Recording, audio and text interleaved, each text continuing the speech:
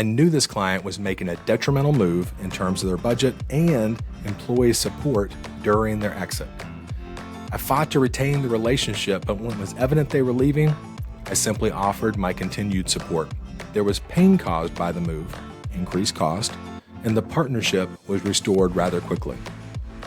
I have several former clients where a partnership ended years ago who I continue to court in this fashion. Many even continue to utilize the innovation our team built with no changes or improvements from the new partner they brought in. I'll never restore every lost partnership, but they will always know I'm available. I will prove I'm working with them by educating and supporting them in every way possible, providing the same consultation to clients, prospective clients, and yes, even former clients. Whether you're here as a colleague in consultation, exploring advising as a vocation, or considering a partnership in employee benefits with my team, I hope you find value in these thoughts. Apply this truth to both your personal and professional relationships. Make it as clear as you can to all you meet you're on their side, working with them and not against them. In other words, put the needs of others before your own and surround yourself with folks that do the same. I'm Shane Wingo, and you're listening to the Working With Them podcast. Thank you again for joining me here on the podcast. Now, this will be the last chapter of the book that we'll discuss, my new book, Working With Them. So this will be the last episode for season 1. Now, what we'll do is we'll come back in a couple months with season 2, and we'll actually have some guests and we'll go back through each chapter and have some discussions about these concepts. But what we've done in season 1 is create an audiobook, chapters 1 through 10, along with an intro back in episode 1. So if you haven't listened to episode 1 yet, you're at the end. You might as well go back and start from the beginning and hear it all the way through. But again, today we'll be reviewing the final chapter, Working With Them in Your Reapproach. Now remember, like I say in every episode, this is not simply a book about advising and consulting. That's my framework. But at its core, this is really a book about creating partnerships and building relationships. So as we go through this final chapter today, do you have a strategy for repairing broken relationships? Were you the type of partner throughout that relationship that somebody wants to return to? When the relationship ended, were you kind and gracious, or were you spiteful and vindictive? If you handled that exit gracefully, you're now ready to think about working with them in your reapproach. While it is true that every client relationship you create will be finite, understand a separation can also be temporary.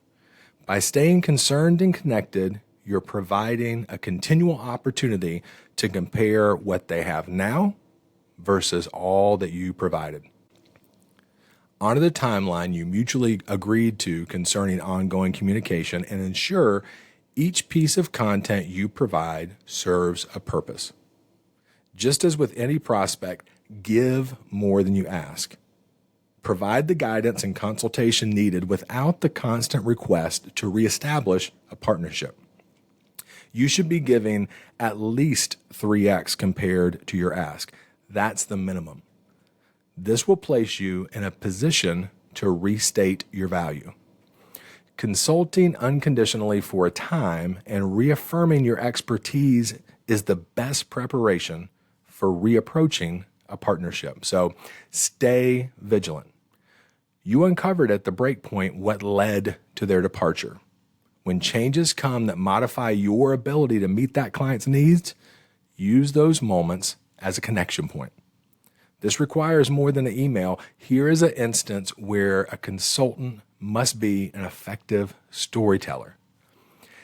Take time to make this connection impactful and deliver your message in person whenever possible. These changes can include, but are not limited to, first, a change in your industry.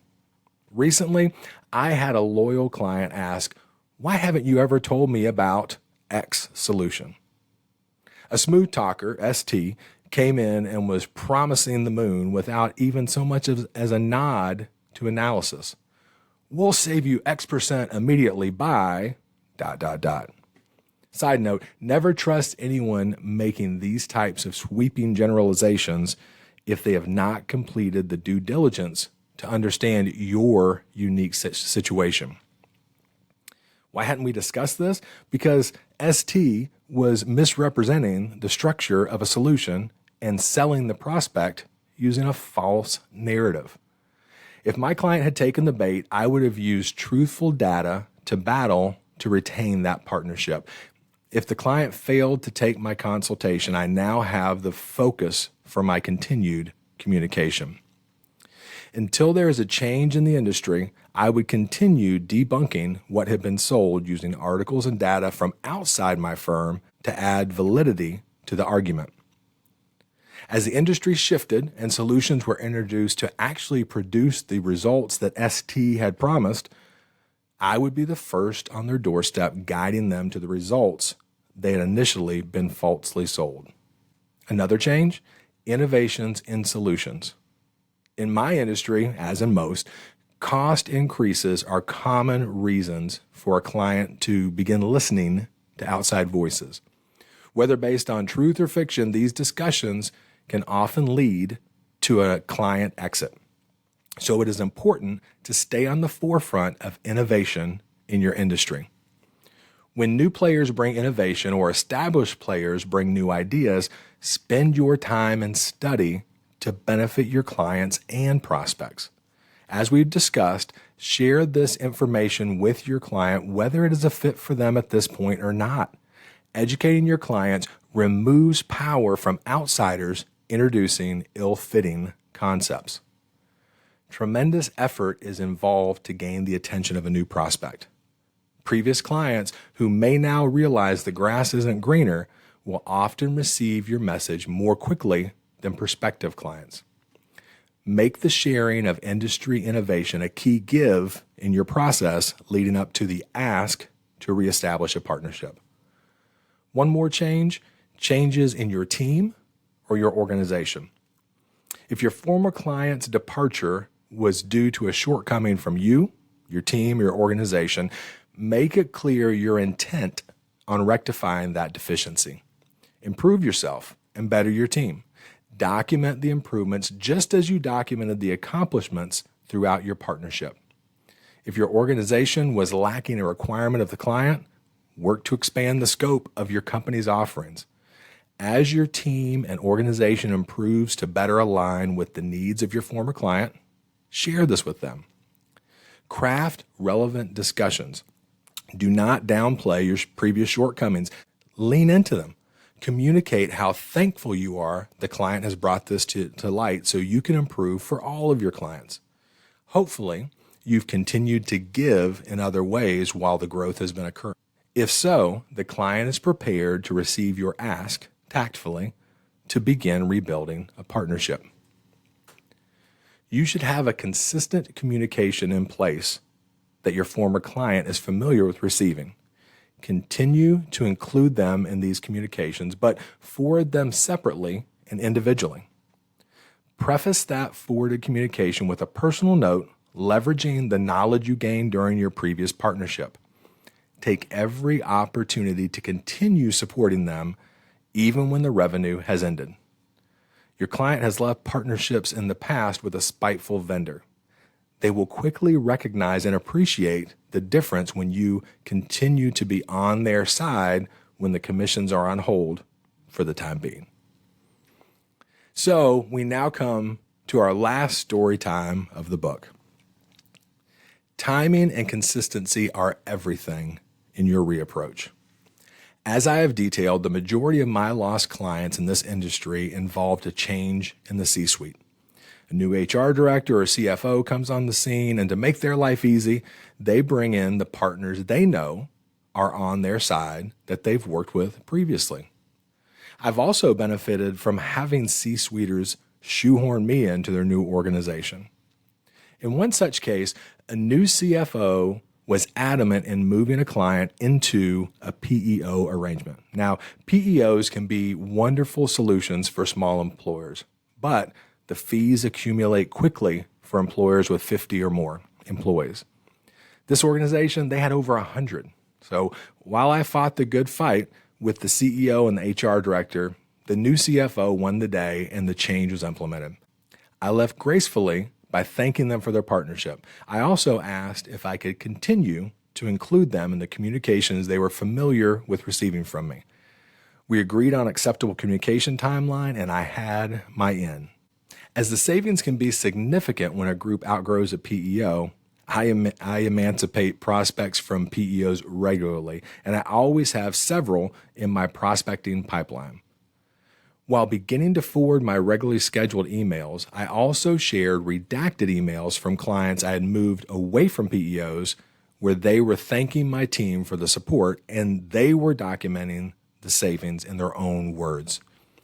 As our marketing team created collateral about the advantages of exiting a PEO, I ensured those blogs were shared via LinkedIn messaging.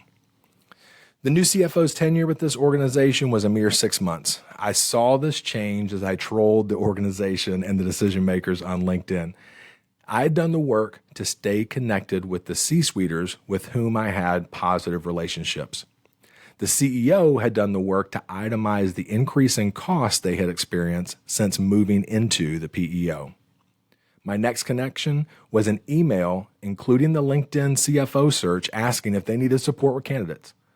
The CEO responded within 15 minutes saying, "Only if you tell me they do not endorse PEOs." We were able to reestablish our partnership and bring back the savings and employee support that had been absent during our separation. I knew this client was making a detrimental move in terms of their budget and employee support during their exit. I fought to retain the relationship, but when it was evident they were leaving, I simply offered my continued support. As luck would have it, there was pain caused by the move, increased cost, and the partnership was restored rather quickly. I have several former clients where a partnership ended years ago who I continue to court in this fashion. Many even continue to utilize the innovation our team built with no changes or improvements from the new partner they brought in. I'll never restore every lost partnership, but they will always know I'm available. I will prove I'm working with them by educating and supporting them in every way possible, providing the same consultation to clients, prospective clients, and yes, even former clients. So for the last time, we will reiterate the underlying philosophy of this book, and we'll do that by saying, make it as clear as you can to all you meet that in your reapproach, you remain on their side, working with them and not against them. Hope you found value in these thoughts. Now, there's going to be 10 or 12 episodes here in season 1 as we build this audiobook version of working with them. In season 2, that's when we'll have the guests start to join us. So subscribe to the podcast and you'll be notified every time a new episode drops where we review another chapter. Now, the book itself, it's live on Amazon, kind of. It's live on Amazon for a pre-order. I'm going to put a link in the show notes to get you right there to all the places where you can find this podcast, but also where you can pre-order that book. It's going to ship on February 14th, so get your pre-orders in now so you can be one of the first to receive and read it. Of course, if you have any questions for me at all, whether they be about employee benefits, which I do daily, or whether it be about the thoughts that we talk about here on the podcast and are expressed in the book, reach out to me. There's going to be another link in the show notes that says Doc Cards. It has all of my direct contact information. It has my cell number, my email address, all my social media spots. So get in touch with me and let's connect if you have any questions. With that, thanks again for joining me, and do all you can today to make it clear you're working with those around you.